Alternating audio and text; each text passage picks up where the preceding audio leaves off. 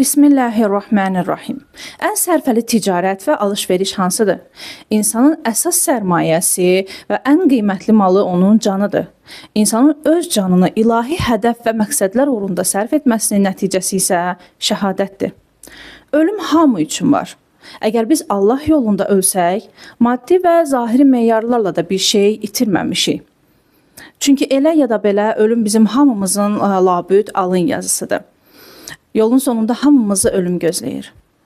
Can, əvvəl-axır bizim əlimizdən çıxmalı olan bir maldır. Lakin bu prosesin iki yolu var. Ya biz həyatımızı itiririk, ya da onu satırıq. Bunların hansı yaxşıdır?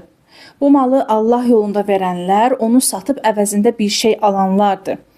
Həqiqətən də zirəklik edib qabağa düşmək budur. Müqəddəs Qurani Kərimdə də məhz bu ifadə işlənib.